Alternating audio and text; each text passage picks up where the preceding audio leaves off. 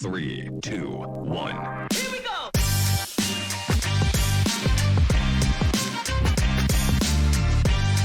Welcome to the No Normal Show, brought to you by BPD, a marketing services firm that delivers the future to healthcare's leading brands. This show is where we leave all things status quo, old school, traditional, and boring in the dust. And instead, we celebrate the new, the powerful, the innovative, the bold, all related to the future of healthcare marketing and communications. Hello, I'm Stephanie Wierwille, EVP of Strategy and Innovation here at BPD, and I'm joined by two very special guests. We have Jessica Schmidt, president of BPD, who has been on the show a few times before, and we're so happy to have you back. Thanks for having me. And we also have Trish Brawner, EVP of Client Services here at BPD. Hi, Trish. Hi, this is actually my first time on the podcast, so I'm so excited to be here and joining you ladies on here. Yay! We have a jam-packed agenda because there is a lot to cover, so I'm going to quickly just talk through our agenda and then we'll get into it. I do want to kind of check in with you all and see what you've been up to recently since you are a special guest to the show, so we'll just do a little check-in on all things fall, Halloween, sports, all the things. Then we have a few headlines. So first of all, we had the team out at Health 2025 in Las Vegas. We'll do a quick recap of that. And we also have some really exciting news here at BPD. So we'll share a little bit of announcements related to a partnership and acquisition that we just announced with MJH Life Sciences.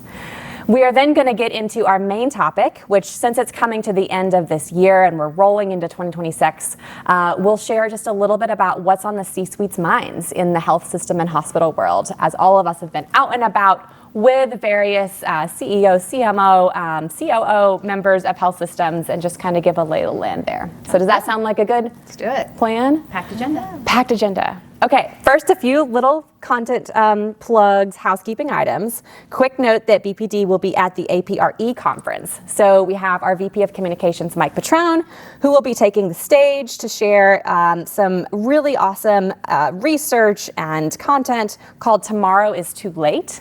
And that will be on October 29. And this will be all around how healthcare leaders can change negative narratives about their brands, about their reputations. And you know, we know that there's a lot happening in that world that health systems have to deal with, whether it's issues and crises or policy challenges. So go to bbdhealthcare.com to learn more. And then also, our main host of the show for the last few years, Chris Bevelo, has moved on to an exciting new chapter, and so we will hear from him in a few weeks a little bit more about that. But I am just so excited for him. He's been, of course, in the healthcare marketing world for 25 plus years, has given so much through his voice, through his work, through his research, which we will, of course, continue referencing on this show. But just to all of our listeners who have been longtime partners to Chris, we all wish him so well, and we're so excited for him. Yeah. But he will be still at Joe Public, right? That's right. Yes. Awesome. He will be at the Joe Public retreat. He will be leading that, and everyone can still say hi to him there. And we'll be continuing being his friend in many ways. So you'll hear from him. Awesome.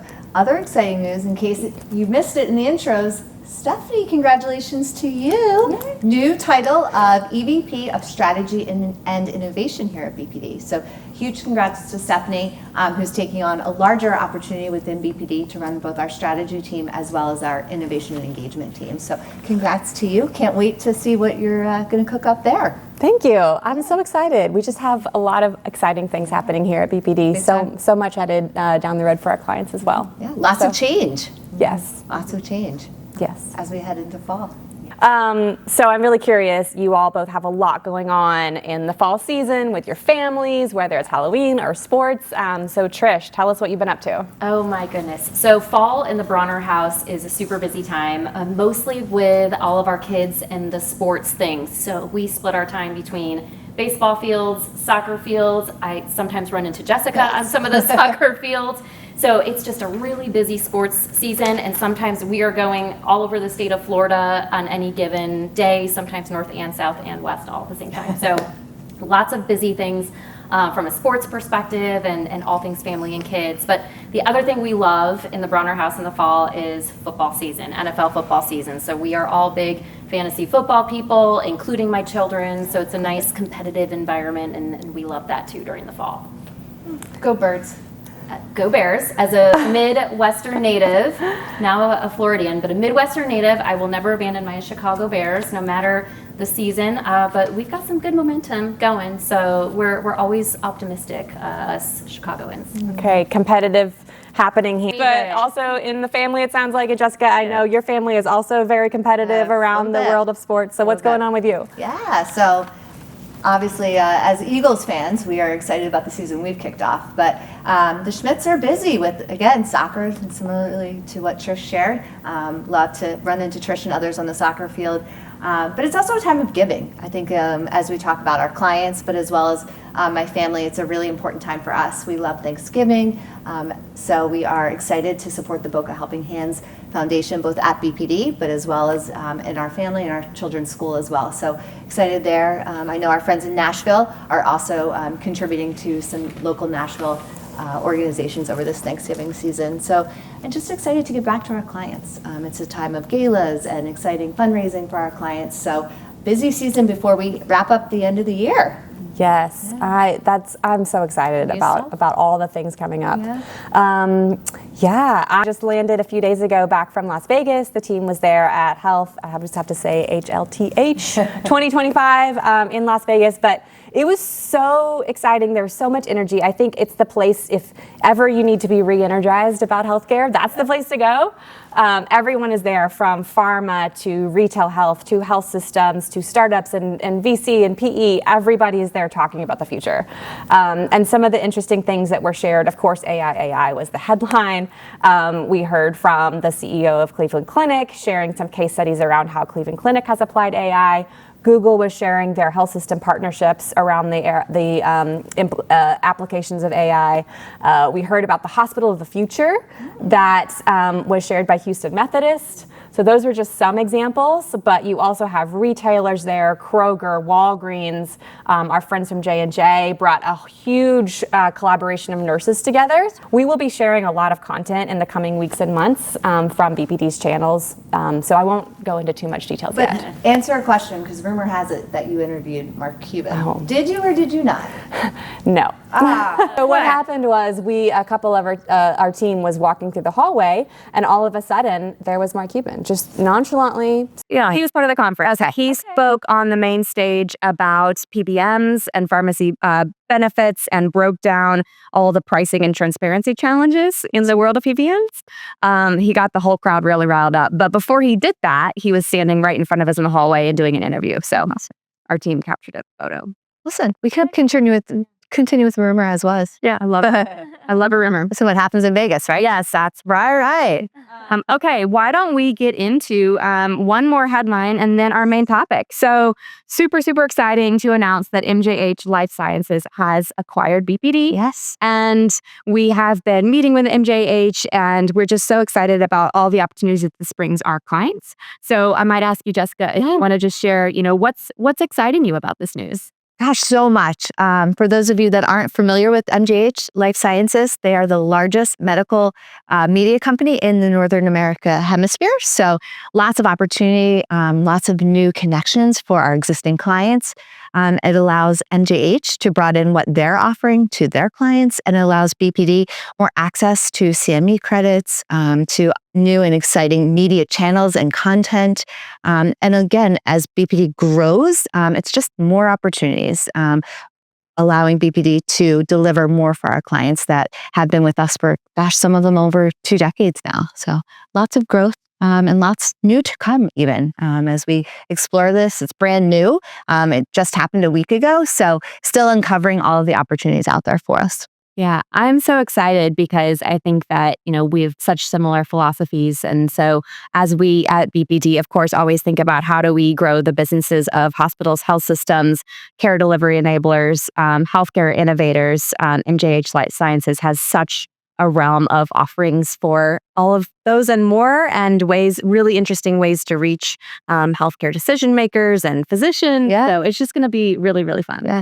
And I think the other piece I'd really want to share with everyone listening is the shared philosophies and the culture, right? I think that MJH's purpose is to connect more patients to care, and a very similar purpose to BPD of igniting healthcare greatness. So again, I think it's the perfect place for BPD, and I'm excited about where the future lies for us and the clients we're serving. Yeah, that, as I spend most of my day talking with, various clients that BPD serves, and we are always looking for more ways to serve our clients and really help drive the impact that they're making in the communities and the folks that they're serving. So this is a really exciting opportunity to just continue to support our clients in more ways and help them help their communities and serve their communities in more ways. So much more to come as we are continuing to dive into this new chapter for BPD and new chapter for our clients as well.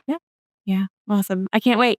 So let's get into our main topic here. As we are headed into 2026, and as I mentioned, and you just shared, you're with our clients every single day. You're chatting with C-suite members of health systems all the time, and so we're hearing what's on their minds, and we're hearing kind of where they're headed and what they're thinking. There's been quite a bit of really solid news coverage around this as well from various healthcare trade publications, and one actually is an MJH property, which is Chief Healthcare Executive, and so we'll link a couple of these articles in the show notes, but there's a few articles that we'll reference throughout, which is around what's on kind of CEOs' minds right now and just what are the changes happening in the space. So I'm going to tee up just sort of 4 trends that we've been collectively seeing, and then we'll talk about them.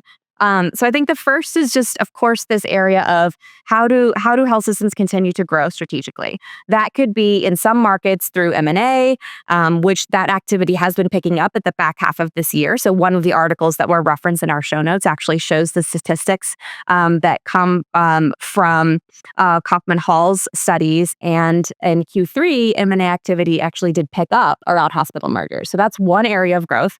Another area of growth that we've been hearing a lot about is this area of cost containment. So how can health systems really ensure that they are, running a business that creates both mission and margin, because you need both? Yep. So that's trend number 1, and we'll come back to that in a second. Let me just tee up a few of the other trends as an overview. The second is around physician and healthcare workforce engagement, which we do a lot of work here around. And we know that we have to keep our various team members at health systems very engaged to keep the business strong. Thirdly is patient volume, but also patient access. And then fourthly, of course, is AI. Yep. So let's start with our first, which is strategic growth and really driving a strong, financially healthy business as a health system. I'll ask you, Jessica, what are you seeing right now as you chat with clients, just thinking about business planning for 2026? Well, I think you covered it a little bit up front, but I think the idea of mergers and acquisitions is a big one, right?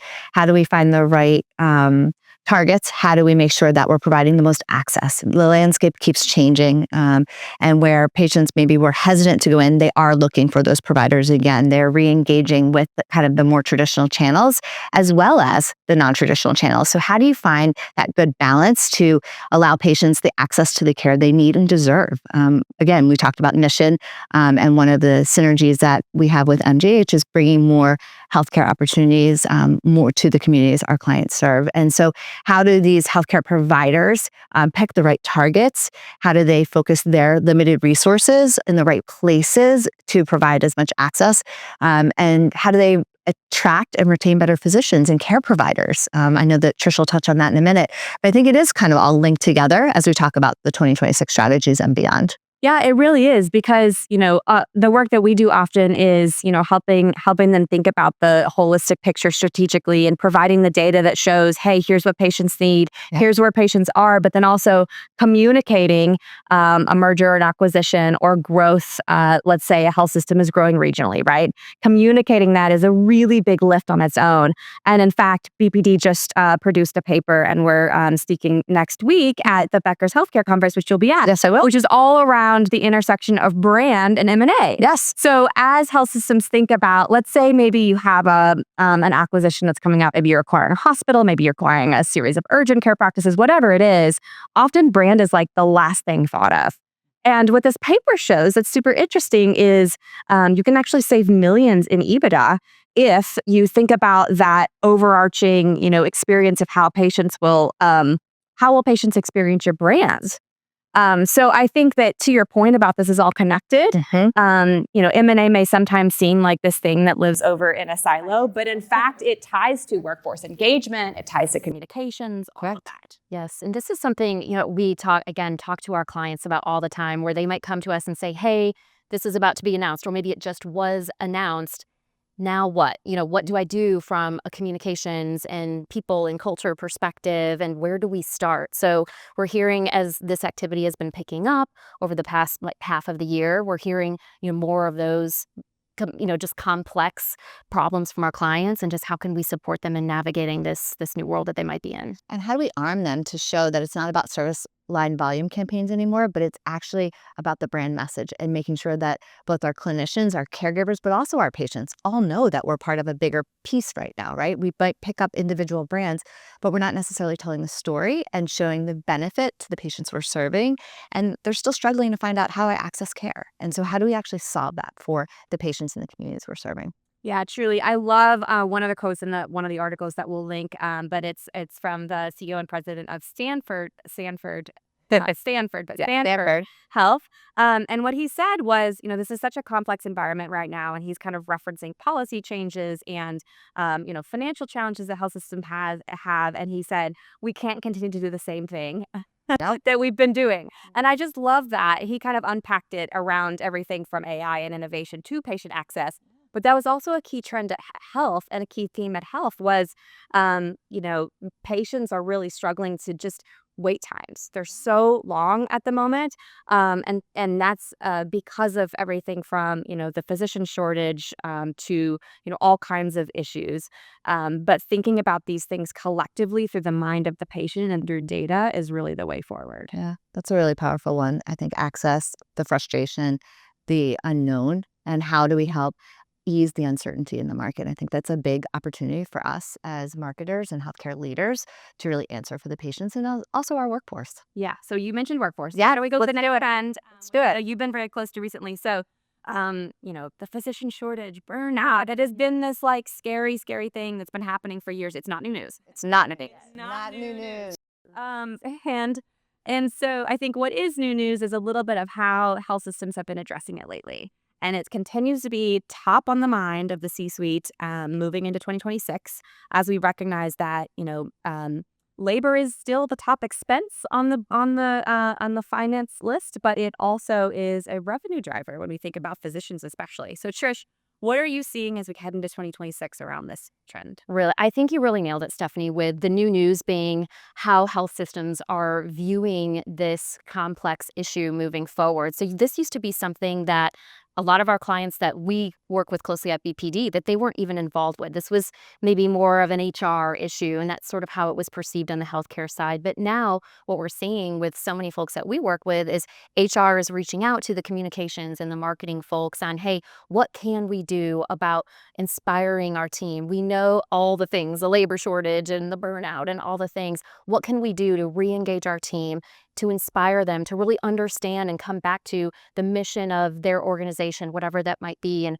why we're here and how we're serving our community. So a lot of the work that we've been asked to do over the past year, more so than any time before in our history, is how can we support those efforts? How can we help re-inspire those teams, help them really understand why they're there, what the purpose is, make sure they understand that they're appreciated and we see you. So we are working on a lot of different things with our clients right now, just in that space alone, really more so than ever before.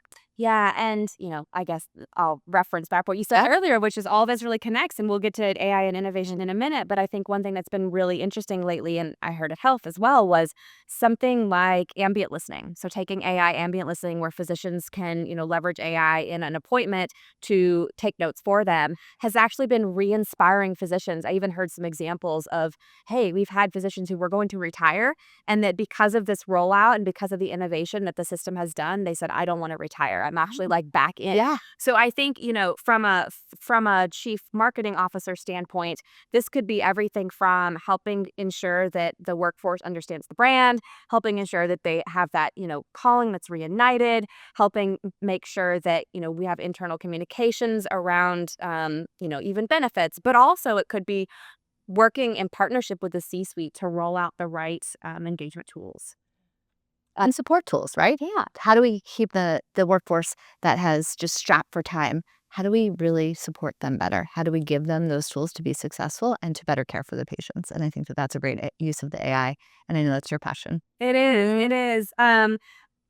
Before we get to AI, I do want to really quickly touch on, you've mentioned patient access quite a few times, and it is one of the most complicated struggles it is at the moment. And I don't want to sit here and say like there's an easy solution for it, because there's not. It's very complex.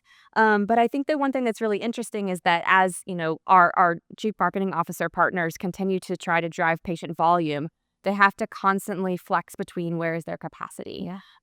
So what has either of you seen in that realm? And it doesn't have to be a solution, right? It could just be, here's the challenges that chief marketing officers are up against. It's funny. I just actually shared some feedback with one of the clients we serve on an experience in one of their local facilities that a BPDer shared with me. And so I called her and I said, hey, just a little mystery shopping at your brand. A BPDer in one of our markets used your facility and they had a wonderful experience. And she said, thank you for that feedback. It's great to hear. We actually had a problem in that location, and we were able to quickly solve it and fix it. And I'm so glad that it's worked. And I think that it was a real demonstration of the fact there are probably some small tweaks that really impact the patient experience that are able to allow us to drive better throughput in this with our clients. And they're often just little tweaks here and there.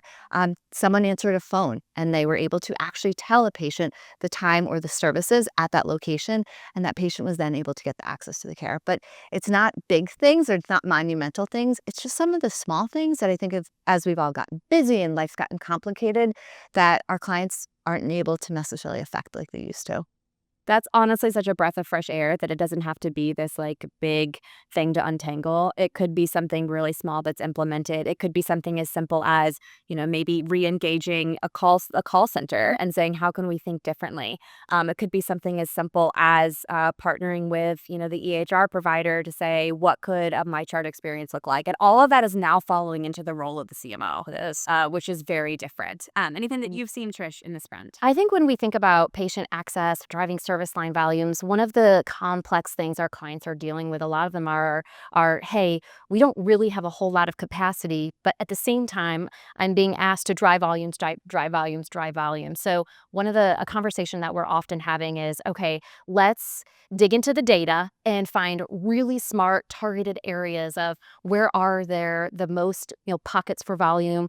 Where are those volumes and opportunities to drive higher revenue, higher margins? And so we're really partnering with our clients to be very targeted, very specific, really smart and data-driven versus casting a wide net when we know that there are these capacity challenges as well. So that's kind of just another area that we're really hearing a lot about and digging into with our clients. I think we're also able to use that data to help identify the seasonality and turn things off and on, right? So when we get that quick call that says, hey, we don't have any more capacity at this location, but we're dying for capacity at this new location, I think that it's really empowering to be able to have the data and the technology now to just turn something off and turn something on that really meets the client's needs. And I think that that's really powerful. Absolutely. Okay, so let's hit our last topic here. We'll hit it very quickly because we've been chatting a lot about AI on the No Normal show for the last few months. But just through this lens of, what are C-suites thinking about headed into 2026, AI is absolutely one of the top of the list.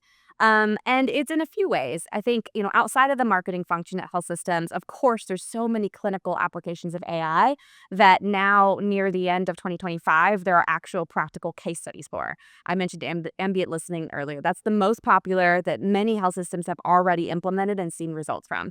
But there's everything from our friends at Google at HCA have partnered to implement nurse handoffs that are smarter and better and faster with AI. There's remote patient monitoring. All of that is happening. So I think from a chief marketer standpoint, it's really important to consider heading into 2026, how do we get our arms around what's happening from a clinical standpoint and communicate it to patients in a way that makes sense to them? Because that is the job of marketing and communications, to ensure that you're communicating everything from what patients should expect to why your system is doing it better than the system down the road, and so on and so forth. I think the other real topic that we see headed into 2026 here in the realm of AI is marketing communications teams wanting to really lean into AI for their internal workflow purposes.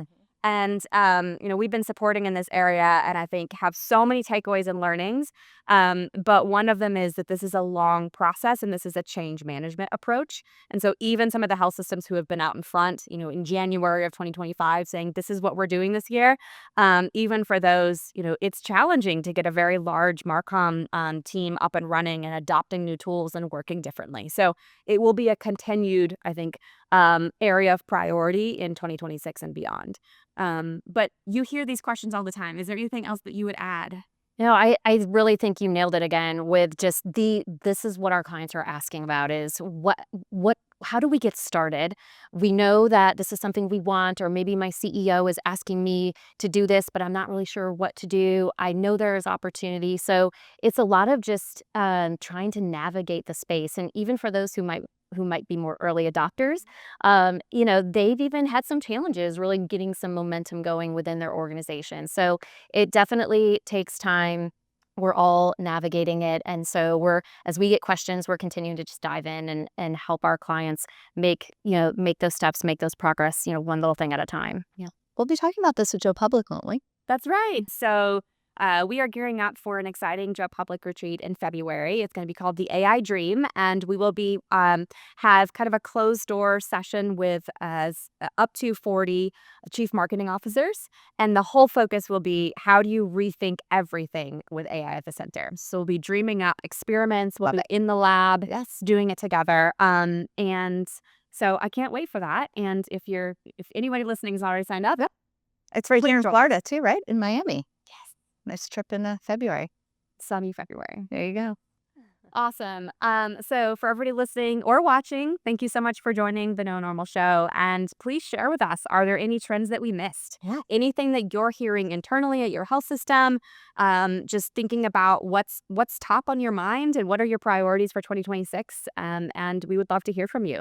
So with that, please give us, as always, a rating and review. We love it. And push the no normal. Don't settle for the normal. And we'll talk to you soon. 2, 1.